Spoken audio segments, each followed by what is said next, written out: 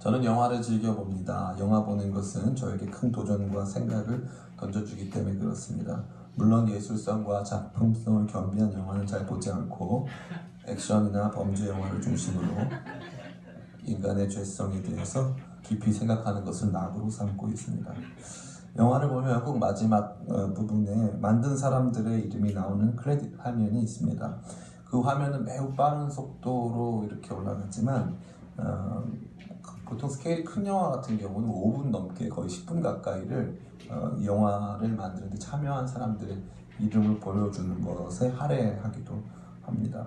정말 많은 사람들의 수고와 헌신으로 이 영화가 만들었다는 것을 실감하게 하는 장면이 아닐 수 없습니다. 1959년 개봉한 벤허라는 영화가 있습니다. 이 영화는 제작 기간이 무려 10년에 걸쳐서 이루어졌으며 촬영 날수만 400일, 참여한 배역만 12만 5천 명이라고 합니다. 영화에 12만 5천 명이 참석했다는 거죠. 그 영화를 만드는데 얼마나 많은 사람들이 수고하고 그 영화를 만드는데 얼마나 많은 사람들이 피와 땀을 흘렸는지 정말 우리가 생각하지 않을 수가 없습니다. 오늘 저와 여러분이 읽은 로마서 16장은 마치 위대한 영화의 크레딧 화면과도 같습니다. 사도 바울은 무려 한 장에 걸쳐서 자신과 같이 사역했던 사람들의 수고와 노고를 상기시켜주고 그들과 함께 교제할 것을 권면하고 있습니다. 오늘 본문을 깊이 같이 살펴보면서 주님의 몸된 교회를 세워가는데 많은 사람들의 수고와 헌신이 있었음을 기억하고 그들과 함께 교제하는 일이 사도 바울 더 나아가서 하나님과 예수님께서 원하시는 것인 것을 기억하는 여러분 되시기를 예수님의 이름으로 축원합니다. 됐습니다. 네. 마음의 상처가 남습니다. 네.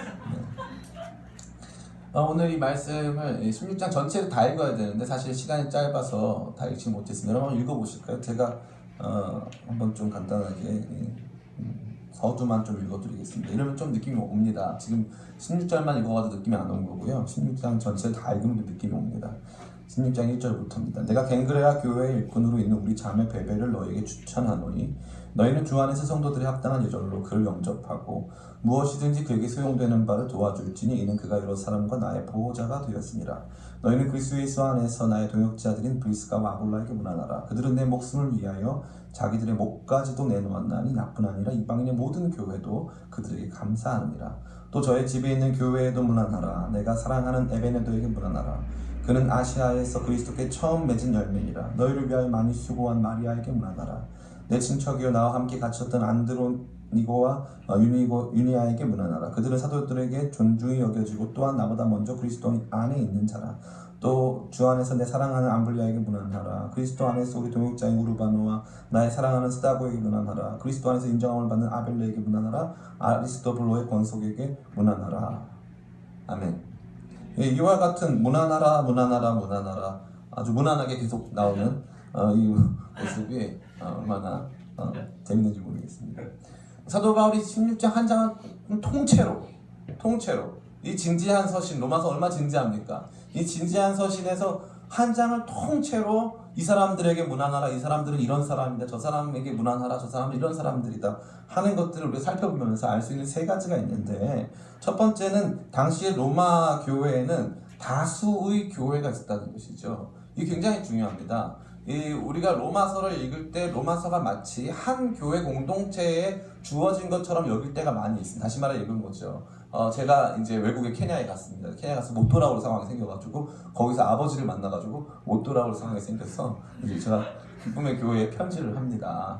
이제 서울에 있는 교회에게 편지한다 해가지고 그러면 당연히 기쁨의 교회 성도들에게 편지를 한 내용인 거죠. 그래서 편지를 받은 사람이 여기 있는 인원이 전부라는 거죠. 이게 우리의 상상 속에는 로마서가 그러한 편지라는 의식이 있습니다. 그러나 당시에 서신서를 작성하고 발송하고 서신서를 낭송하는 이 메커니즘은 전혀 그런 것이 아니었습니다. 다시 말해 어떤 메커니즘이 있었냐면 이 공동체에서 읽은 서신을 갖고 와서 저 공동체에서 또 읽습니다.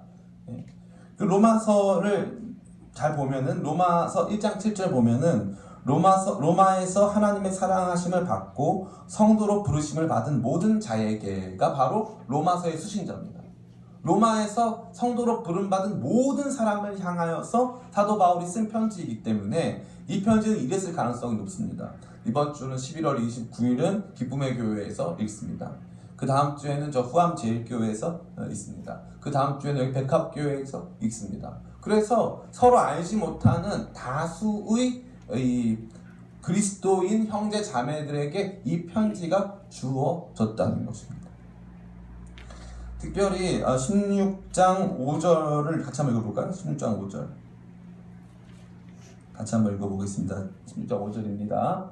네, 시작. 또 저의 집에 있는 교회에도 문안하라. 내가 사랑하는 에베네도에게 문안하라. 그는 아시아에서 그리스도께 처음 맺은 열매. 아멘. 또 저의 집에 있는 교회라고 되어 있습니다. 여기 누구의 집일까요? 16장 3절에 나와 있습니다. 그리스도 예수 안에서 나의 동역자들인 브리스가와 아굴라의 집에 있는 교회라는 것입니다. 교회가 여러 개가 있었습니다. 여러 개가 있는데 그 중에 브리스길라와 아굴라가 세운 교회에도 문안하라, 인사하라 하는 내용을 담고 있다는 것이죠. 이것은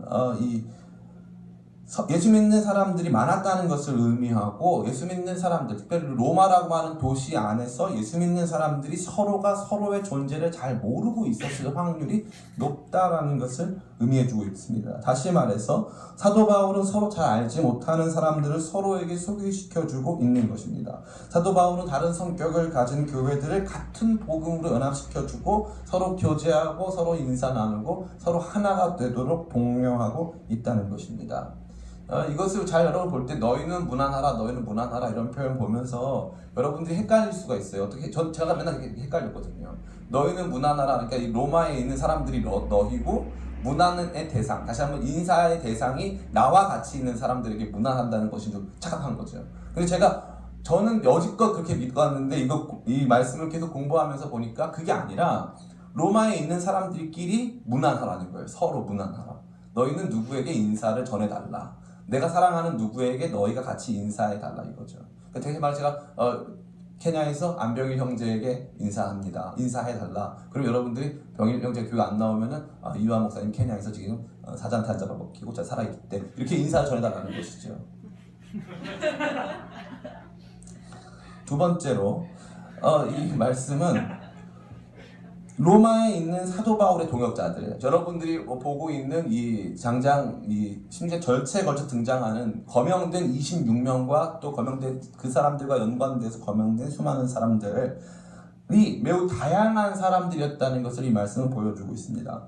목록에 거명된 사람들은 26명입니다. 루포의 어머니와 같이 이름과 함께 언급된 사람들을 배제했을 때 26명이라는 것입니다.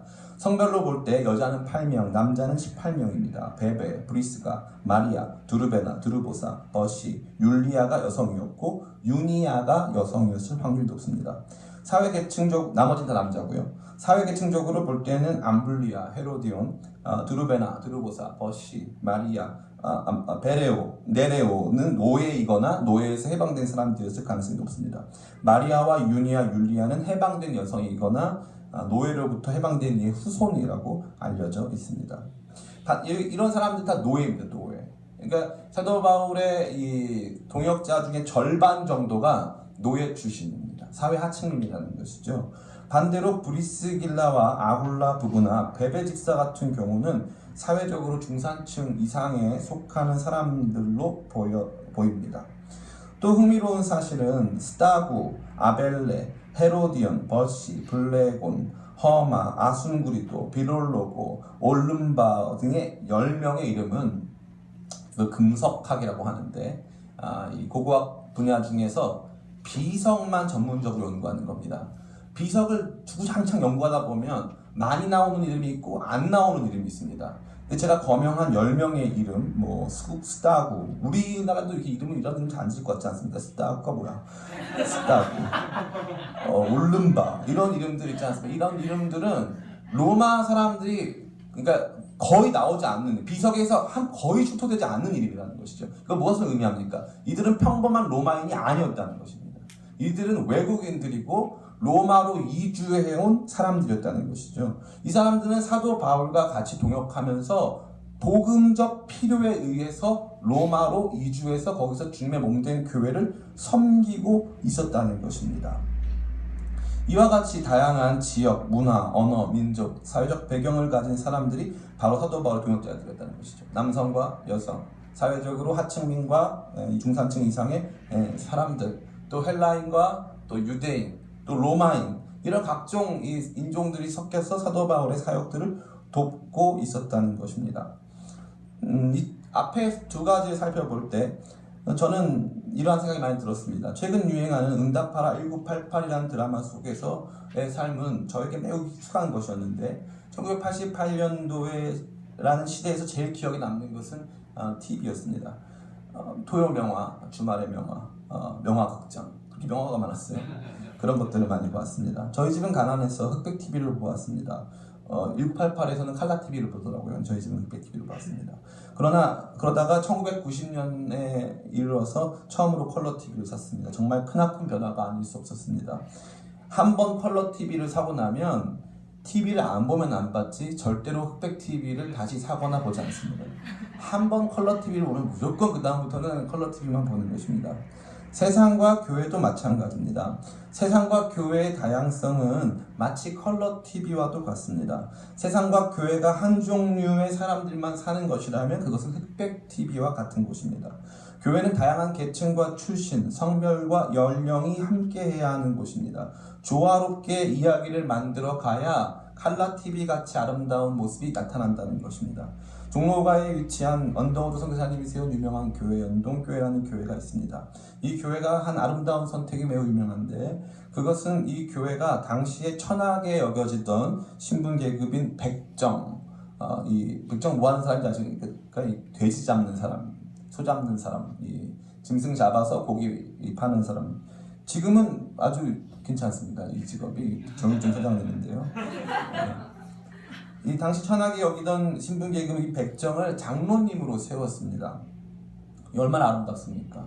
이 장로님으로 백정을 세우고 났는데 양반들이 모여서 이것에 항거하여 나가서 다시 개척을 했습니다. 그것이 어떤 교회입니다. 제가 사실은 녹화만 안 되면 그 교회 이름도 말해드리고 싶지만 어떤 교회가 양반들만 나가서 따로 세운 교회입니다. 그들은 인정할 수가 없었습니다. 어떻게 백정이 우리 교회를 이끌어가는 장로가 된다면 말이야. 우리 같은 양반들도 많이 있는데 백정이 장로가 되는 교회는 백정교회지 양반교회가 아니야 라고 생각했습니다. 오늘날에도 이러한 교회가 없을까요? 그렇지 않습니다. 많이 있습니다. 나랑 친한 사람들, 내게 익숙한 사람들, 나를 인정해주는 사람들하고만 교제하고 그들과만 함께 하려는 미성숙한 흑백 TV 같은 사람들이 여전히 교회 안에, 세상 안에 많이 있다는 것입니다. 그들과 함께 하며 자신을 인정해주고 자신에게 익숙한 상황과 환경에만 함께하며 편안함을 느끼면서 그것에 도취되어서 다른 이들이 경험하게 될 소외와 단절 등은 고려하지 않고 그것에 대해서는 무감각한 흑백 TV와 같은 사람들, 흑백 TV 교회가 아주 많이 있다는 것입니다. 나와 잘 맞지는 않아도, 나를 좋아하지는 않아도 저 사람들이 복음을 위해서 수고하고 애쓴다면 우리는 한 교회의 일원이라고 말하며 멋있게 살아가는 사람들이 있어야 하는 것입니다. 저는 저 자신과 여러분이 꼭 이러한 사람들이 되어 우리가 만드는 기쁨의 교회는 풀 HD 교회, UHD, 울트라 HD 교회가 되었으면 좋겠다는 바람을 많이 갖고 있습니다. 미디어 팀만 웃고 있습니다. 세 번째로 이 16장 16절 말씀에서는 이러한 각 사람들의 수고와 노고가 기록되어 있습니다. 다시 한번 16장 1절부터 7절의 말씀을 같이 읽어보기를 원합니다. 한 목소리로 같이 읽겠습니다. 시작.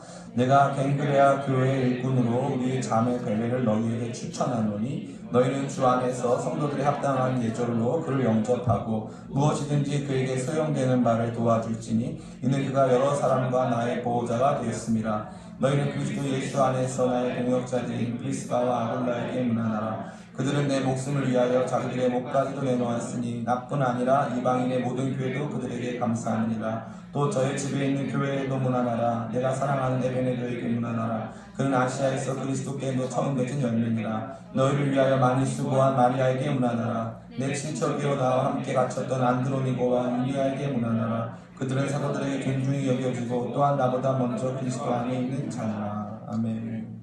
여기서 중요한 사람들이 등장합니다. 첫 번째는 베베라고 하는 여인이 등장합니다. 베베는 영어로 피비, 아주 잘 알려진 이름이죠. 옛날에 우리 시트콤 중에 프렌즈라는 시트콤이 있었는데 거기에 제3세계를 살아가는 한 여인이 있었는데 그 여자는 이름이 피비죠. 피비. 그 여자가 베베입니다. 베베. 이 베베 이 집사님 같은 경우 중요한 표현이 2절에 보면 나의 보호자가 되었다고 되어 있습니다. 이 프로스타테이스라고 하는데 프로스타티스라고 하는데 이 보호자가 지금 말하는 페이트론이라고 하는 건데 후견인이라는 뜻입니다. 후견인. 이 후견인이 뭐냐면 로마 시대는 이 후견인 제도로 그 사회가 유지되었습니다. 후견인이라는 것은 제가 만약에 안병일 형제님이 후견인입니다. 네. 지금도 그렇고요. 후견인이라면 안병일 형제의 신원과 이 안전을 보장해주고 안병일 형제가 겪어야 되는 사회적 불이익에 대하여서 대신 이야기해주며 재정적으로 안병일 형제를 후원해주는 사람을 의미하는 것입니다. 그래서 돈 많은 사람, 명예가 있는 사람, 권력이 있는 사람들은 자처해서 그 당시에 유명한 사람들을 서로 자기에게 자기의 피후견인으로 삼아서 그들을 보호하고 그들과 함께 정치적인 세력을 만들어가는 일들을 펼쳤습니다. 그렇기 때문에 이 여자가 이 사도 바울도 로마 시민권자인데 사도 바울 같은 사람이 후견인이 된다는 것은 이 여인이 막대한 부와 굉장히 높은 권력과 신분을 가지고 있었다는 것을 말해주고 있습니다. 그런데 오늘 이 여인이 다름 아닌 이 편지를 들고 로마까지 온 여인이 된다는 것입니다.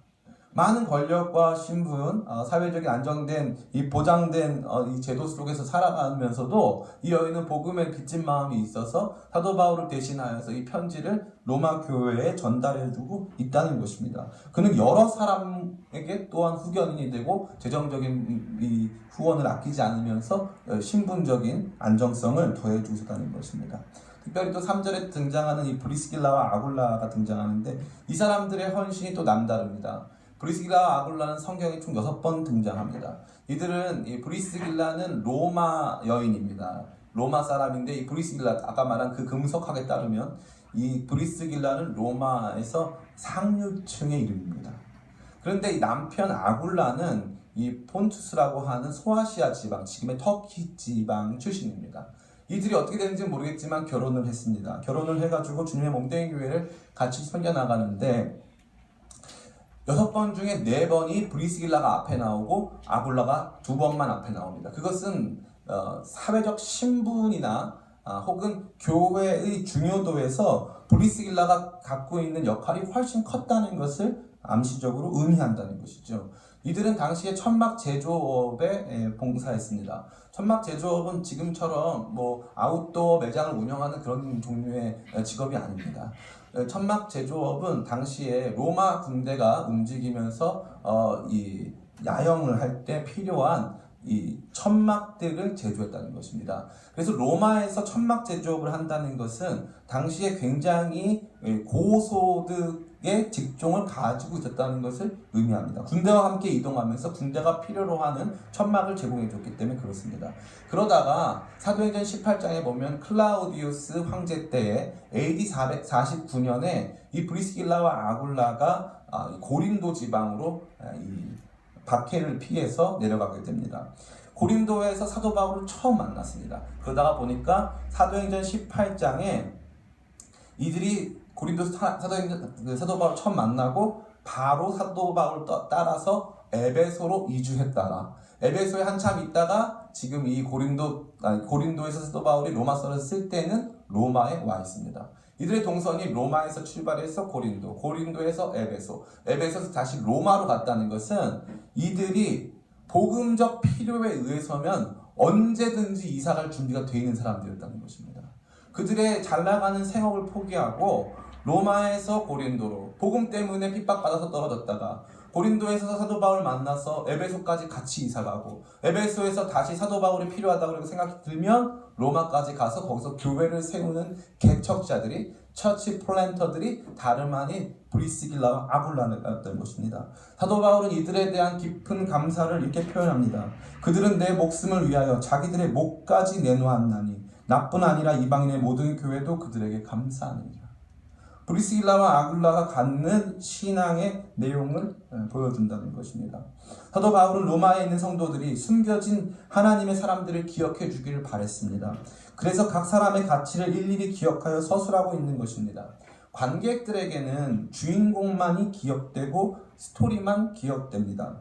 그러나 감독에게는 영화를 만들면서 같이 수고한 모든 스태프들이 기억나고 그들이 함께 만든 것이 바로 이 영화라는 생각과 의식이 있습니다. 스태프들 없이 만들어지는 영화는 없습니다. 사도 바울은 단 한 번도 자신이 역사의 주인공이라는 생각을 해본 적이 없습니다. 그에게 주인공은 항상 예수님이셨습니다. 그리고 자신을 포함한 모든 사람들은 예수님이 주인공 되시는 위대한 영화의 스태프들이라는 생각이 아주 많았습니다. 그래서 수많은 사람들의 이름을 열거하며 그들의 수고를 성경에 기록하기를 맞이하지 않았다는 것입니다. 최근에 김영삼 대통령 서거 당시에 이회창 전 한나라당 총재가 방명록에 남긴 사자성어가 매우 유명해졌습니다. 그것은 음수사원이라는 단어였습니다.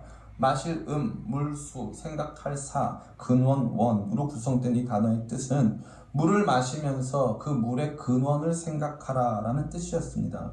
우리가 물처럼 자연스럽게 생각하는 민주주의의 근원이 다름 아닌 김영삼 전 대통령과 같은 사람들의 헌신과 투쟁으로 이루어진다는 것을 기억하라는 취지의 글이었습니다. 매우 적실한 말이 아닐 수 없습니다. 여러분 기억해보세요. 음수사원 이런 단어. 그래서 이게 또 우리 부인들은 남편에게 밥을 해주면서 밥 맛있어요? 밥 맛있어. 음수사원. 기억하라.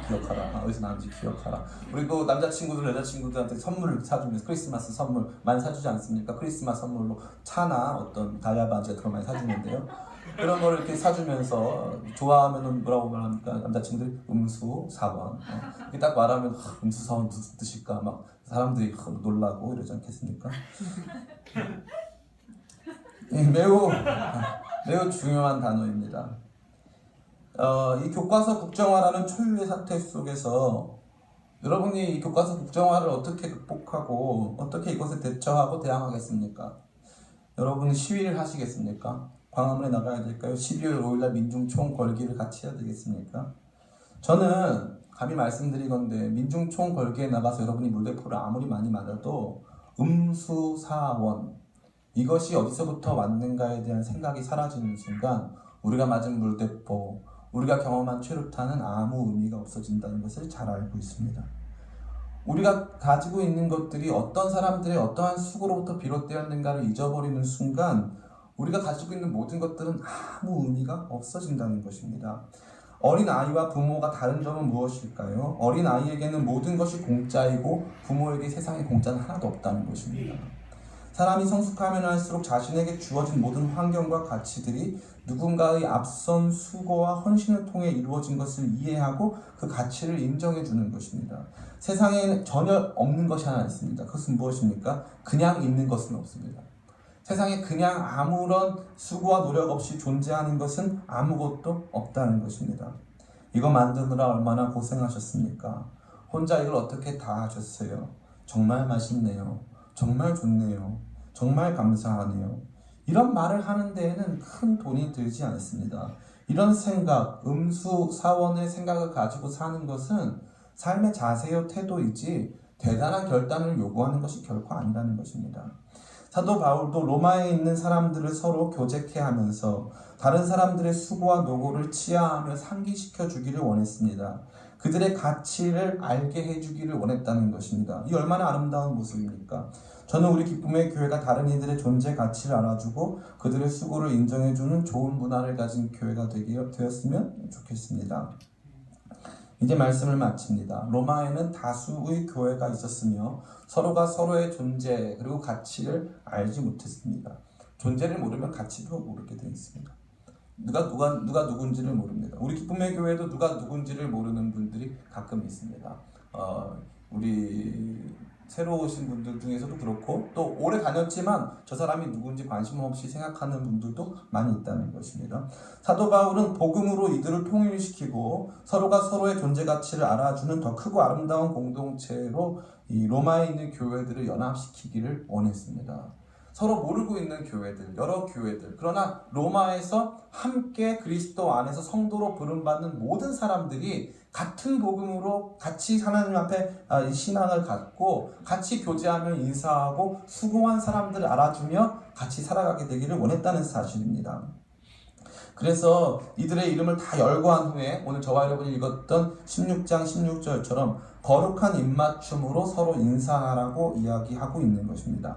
로마 시대의 인사법 중에 입맞춤은 매우 일상적인 것이었습니다. 이것은 이 동성 간에 주로 이루어졌습니다. 답답하죠? 네.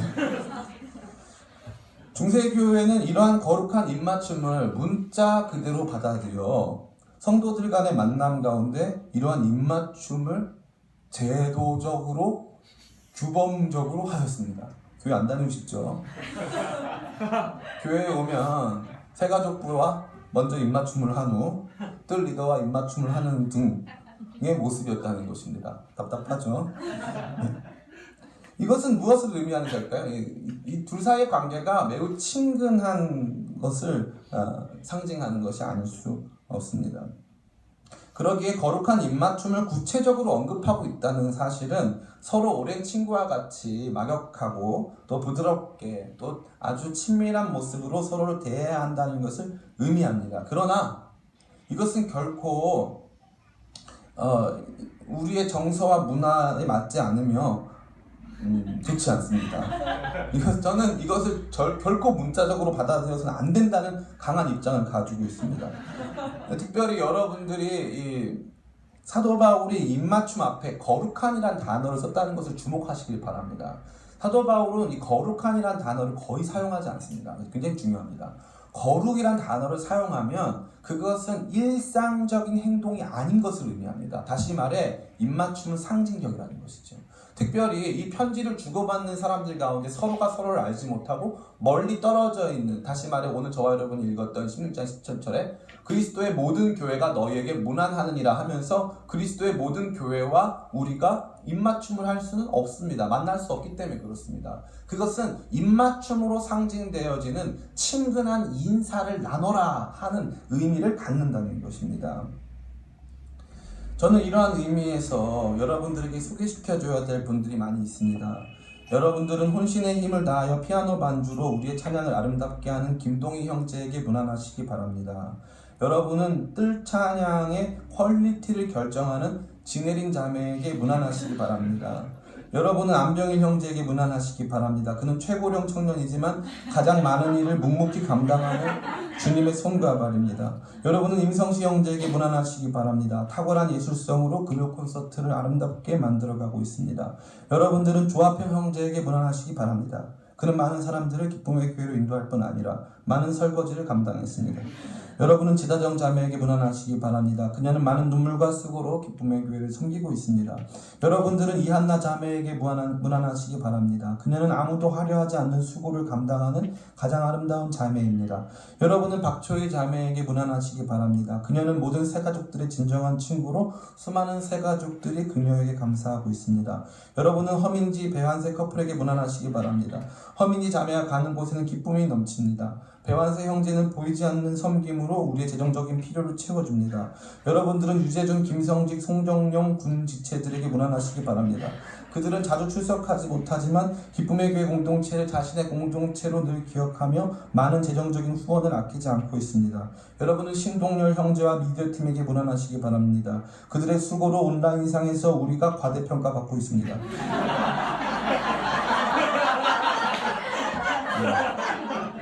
여러분들은 윤빛나라 자매와 조이풀 콰이어에게 문안하시기 바랍니다. 그들은 온 교회가 그들을 통해 찬양한다는 마음으로 가장 이른 시간에 교회에 도착하여 준비하고 있습니다. 저의 동역자 손 목사님과 맨날 어디를 다니시는 이승현 전도사님, 짧게 그의 달인 주혜찬 전도사님이 여러분에게 문안합니다. 아멘. 사랑하는 기쁨의 교회 성도 여러분, 우리 기쁨의 교회는 아직 작은 개척교회에 불과합니다.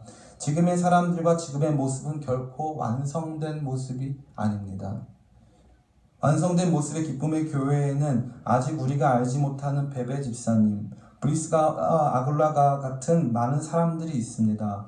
우리는 이제 그들과 거룩하게 입맞춤하며 함께 믿음의 멋진 공동체를 만들어가야 합니다. 여러분의 눈과 마음을 열고 기쁨의 교회가 만들어갈 가장 영광스럽고 아름다운 미래를 바라보고 그 가운데 함께할 사람들을 향해 거룩하게 입맞춤하게 되시기를 원합니다.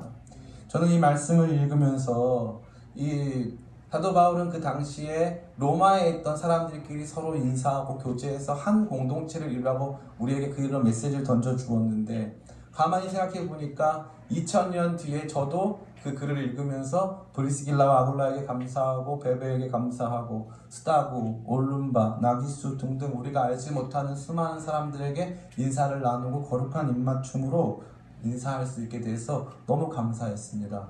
저희가 성경 말씀을 읽을 때 이들의 이름을 손으로 이렇게 만졌습니다. 제가 할 수 있는 가장 좋은 표현을 생각해서 그들의 영광스러운 이름을 손으로 만지면서 우리가 주님 안에서 2000년의 시간, 로마와 한국이라고 하는 먼 거리를 뛰어넘어 한 공동체라는 의식에 사로잡혀 감사의 눈물을 흘리게 되었습니다.